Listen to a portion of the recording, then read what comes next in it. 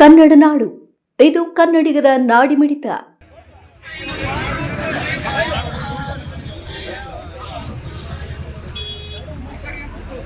ದಿನಾಂಕ 22ನೇ ತಾರೀಕು ಇವತ್ತ 27 ಜನ ಪ್ರವಾಸಿಗರು, ನಮ್ಮ ಭಾರತ ದೇಶದ 27 ಜನ ಪ್ರವಾಸಿಗರು ಇವತ್ತು ಹತರಾಗಿದ್ದು, ಉಗ್ರಗಾಮಿಗಳ ಒಂದು ಕೈಯಲ್ಲಿ ಹತರಾಗಿದ್ದು ತಮಗೆಲ್ಲ ಗೊತ್ತಿರತಕ್ಕಂಥ ವಿಚಾರ.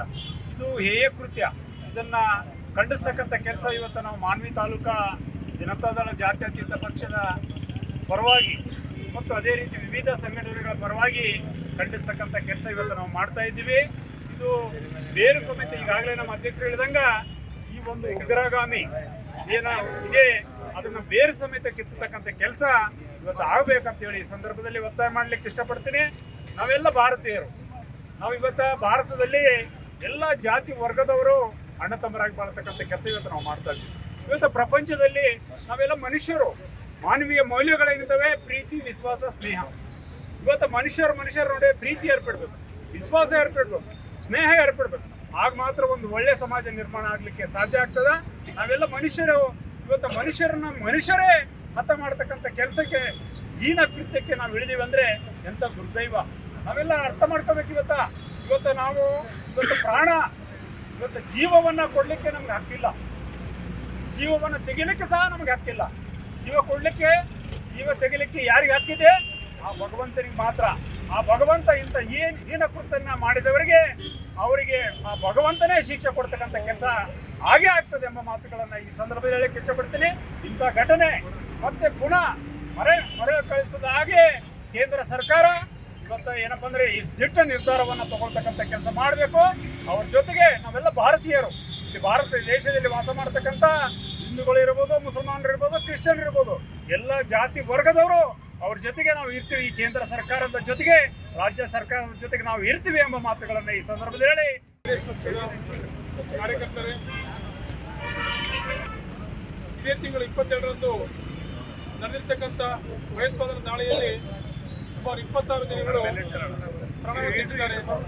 ಅದರ ಅಂಗವಾಗಿ ಇವತ್ತು ಅವರೆಲ್ಲ ಹುತಾತ್ಮರಾಗಿರ್ತಕ್ಕಂಥ ನಾಗರಿಕರಿಗೆ ಶ್ರದ್ಧಾಂಜಲಿ ಕಾರ್ಯಕ್ರಮ ಹಮ್ಮಿಕೊಂಡಿರ್ತಕ್ಕಂಥದ್ದು ನಮಗೆಲ್ಲ ಗೊತ್ತಿರ್ತಕ್ಕಂಥ ವಿಚಾರ.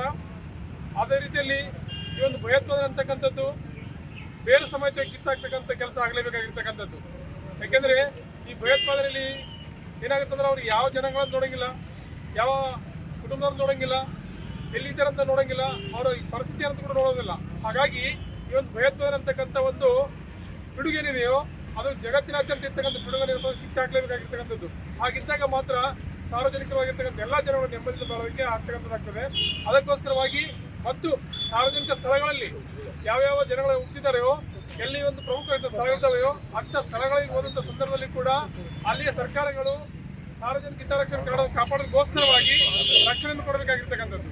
ಸೊ ಹಾಗಾಗಿ ಈ ಮೊನ್ನೆ ನಡೀತಕ್ಕಂಥ ಕಾಶ್ಮೀರದಲ್ಲಿ ಪಾಲ್ಗಾಮ್ ಅಂತಕ್ಕಂಥ ಸ್ಥಳದಲ್ಲಿ ಅದು ಒಂದು ಒಳ್ಳೆಯ ಒಂದು ಪ್ಲೇಸ್ ಇರ್ತಕ್ಕಂಥದ್ದು, ಪ್ರವಾಸಿ ತಾಣವಾಗಿರ್ತಕ್ಕಂಥದ್ದಾಗಿದೆ. ಪ್ರವಾಸಿಗರ ಮೇಲೆ ಏನಪ್ಪ ದಾಳಿನಾಗಿರ್ತಕ್ಕಂಥದ್ದಾಗ್ತದೆ. ಅದಕ್ಕೋಸ್ಕರವಾಗಿ ಈಗ ಆ ಒಂದು ದಾಳಿಯಿಂದ ಇಡೀ ಪ್ರವಾಸ ಹೋಗ್ತಕ್ಕಂಥ ಜನಗಳಲ್ಲಿ ಏನಾಗಿದೆಪ್ಪ ಅಂತಂದರೆ ಆತಂಕದ ಭಯ ವಾತಾವರಣ ನಿರ್ಮಾಣವಾಗಿರ್ತಕ್ಕಂಥದ್ದಾಗ್ತದೆ. ಸೊ ನಮಗೆ ರಕ್ಷಣೆ ಇಲ್ಲಪ್ಪ ಅಂತಂದ್ರೆ ನಾವು ಎಲ್ಲಿ ಹೊರಗಡೆ ಹೋಗಕ್ಕಾಗದೇ ಇರ್ತಕ್ಕಂಥ ಪರಿಸ್ಥಿತಿ ನಾವು ನಿರ್ಮಾಣ ಆಗಿರ್ತಕ್ಕಂಥದ್ದು. ಅದಕ್ಕೋಸ್ಕರವಾಗಿ ಸರ್ಕಾರಗಳು ಈ ಒಂದು ಭಯೋತ್ಪಾದನೆಯ ಇರ್ತಕ್ಕಂಥ ಒಂದು ಊರಲ್ಲಿದೆಯೋ, ಜಾಡಿಯಲ್ಲಿದೆಯೋ ಅದನ್ನು ನೋಡಿ ಕಿತ್ತಾಗ್ತಕ್ಕಂಥ ಕೆಲಸವನ್ನು ಮಾಡಿದಾಗ ಮಾತ್ರ ಸಾರ್ವಜನಿಕರ ನೆಮ್ಮದಿ ಆಗುತ್ತೆ ಅಂತ ಹೇಳ್ತಾ, ಇದನ್ನು ಆದಷ್ಟು ಮಟ್ಟಿಗೆ ಸಂಬಂಧಿತ ಸರ್ಕಾರಗಳು ಆದಷ್ಟು ಮಟ್ಟಿಗೆ ಈ ಭಯೋತ್ಪಾದನೆ ಇರ್ತಕ್ಕಂಥದ್ದನ್ನ ಇಡೀ ಜಗತ್ತಿನಾದ್ಯಂತ ಆಗಿರ್ತಕ್ಕಂಥ ಭಯೋತ್ಪಾದನೆ ಇರ್ತಕ್ಕಂಥದ್ದನ್ನ ಕಿತ್ತಾಕ್ಬೇಕು ಅಂತ. ನೀವಿನ್ನು ಕನ್ನಡ ನಾಡು ವಾಹಿನಿಯನ್ನು ಸಬ್ಸ್ಕ್ರೈಬ್ ಮಾಡಿಕೊಂಡಿಲ್ವಾ?